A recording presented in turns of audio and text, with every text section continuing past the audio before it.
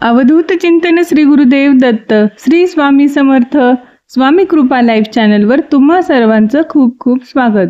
स्वामी भक्तांनो, स्वामींच्या कृपेने तुम्ही श्रवण करत आहात श्री स्वामी चरित्र सारामृतातील संपूर्ण अध्यायांचे मराठी अनुवाद। आजचा हा व्हिडिओ अधिकच खास असणार आहे, कारण आजचा हा व्हिडिओ श्रवण केल्याने श्रवण करणाऱ्या भक्तांचे दुःख आणि दोष नाहीसे होतात, संपुष्टात येतात असे या ग्रंथाच्या लेखकांनी वर्णन केलेले आहे। कारण आजच्या या अध्यायामध्ये स्वामींचे जे सर्वश्रेष्ठ भक्त आहेत त्यांचे चरित्र वर्णन केलेले आहे। चला तर मग सुरुवात करूया आजच्या या श्री स्वामी चरित्र सारामृत ग्रंथातील 16व्या अध्यायाच्या मराठी अनुवादास। सर्वप्रथम श्री गणेशांना वंदन करूयात। श्री गणेशाय नमः। श्री स्वामी चरित्र सारामृत या ग्रंथाचे रचयिते श्री विष्णुबुवा थोरात हे गणपतीची वंदना करून हा 16वा अध्याय प्रारंभ करतात। आपल्या भक्तांचे रक्षण करण्यासाठी श्री दत्तगुरु यती रूपात प्रकट होऊन त्यांनी आपल्या भक्तांचा उद्धार केला।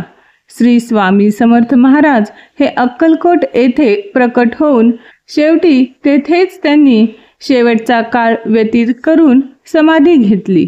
त्यांच्या ह्या अक्कलकोटच्या प्रवासात स्वामींचे असंख्य भक्त होऊन गेलेत, पण ह्या सर्व भक्तात श्री स्वामीसूत हे सर्वश्रेष्ठ भक्त म्हणून गणले होते।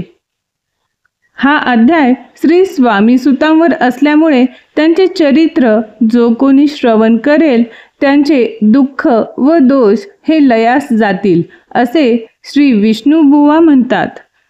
कोकणमधील राजापूर तालुक्यातील इटिया गावातील श्री हरिभाऊ नावाचे एक सद्गृहस्थ नोकरीनिमित्त मुंबई येथे राहायला आले होते।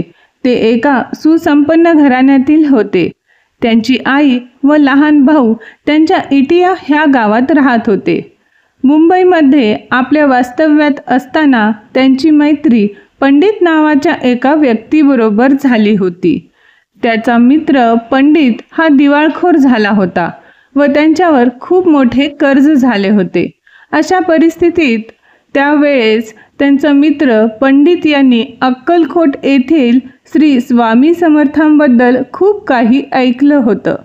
तेव्हा श्री स्वामी समर्थ महाराजांविषयी त्यांच्या मनात एक श्रद्धा निर्माण झाली व त्यातच त्यांनी महाराजांना नवस केला की जर ते येत्या 8 दिवसात कर्जमुक्त झाले तर ते महाराजांच्या दर्शनासाठी अक्कलकोटला जातील।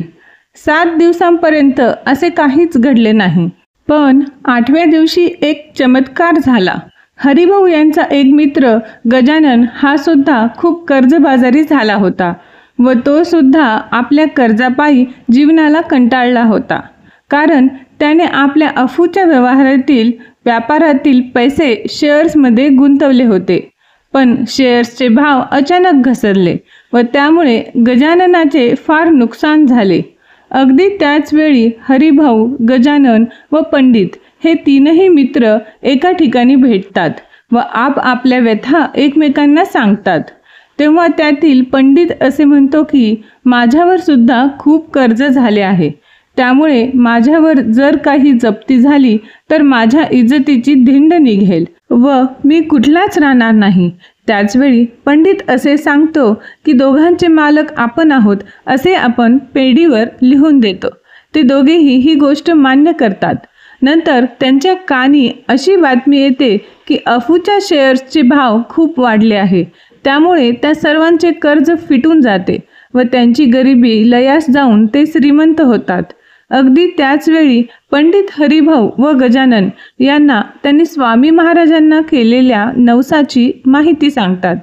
त्या तिघांनाही वाटते की श्री अक्कलकोटच्या स्वामी समर्थ महाराजांच्या कृपेनेच आपले कर्जमुक्त झाले आहे व आपण त्यामुळे श्री स्वामी महाराजांचा नवस फेडण्यासाठी अक्कलकोट येथे जावे असे ते ठरवतात।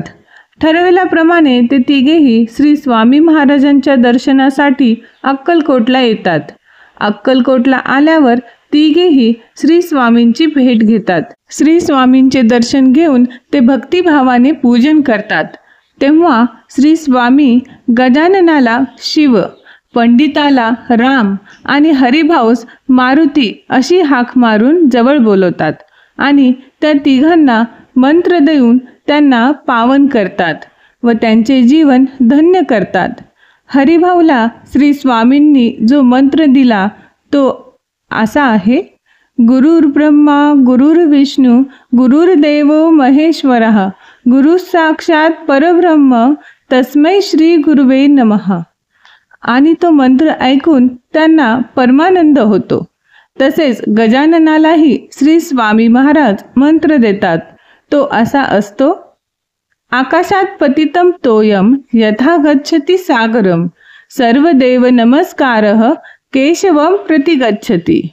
हा मंत्र ऐकून गजाननही आनंदी होतो आणि तसेच पंडितालाही जवळ बोलावून श्री स्वामी महाराज मंत्र देऊन पावन करतात. तो मंत्र असा आहे: इदमेव शिवम इदमेव शिवम इदमेव शिवम इदमेव शिवः. हरिभाऊ, पंडित आणि गजानन श्री स्वामींच्या दर्शनाला येतात तेव्हा आपल्यासोबत 300 रुपये दक्षिणा घेऊन येतात व त्या दक्षिणेचे काय करावे म्हणून श्री स्वामींस विचारतात. तेव्हा श्री स्वामी महाराज त्यांना म्हणतात की त्या पैशांच्या चांदीच्या पादुका बनवून आणा. हा सर्व प्रकार बघून हरिभाऊंना आता श्री स्वामी महाराजांचा खूप ध्यास लागतो. त्यामुळे हरिभाऊ वारंवार अक्कलकोटला येतात व श्री स्वामी सेवेत त्यांना उच्च कोटीचा परमानंद मिळतो. त्यानंतर श्री स्वामी महाराज श्री हरिभाऊंना आपला सूत मानू लागले. श्री स्वामींनी हरिभाऊंना आदेश दिला की यानंतर त्याला आपला संसार व प्रपंच सोडायचा आहे व घरावर तुळशीपत्र ठेवण्याची आज्ञा दिली. तसेच त्यांनी भगवी वस्त्रे सुद्धा परिधान करण्यास सांगितले.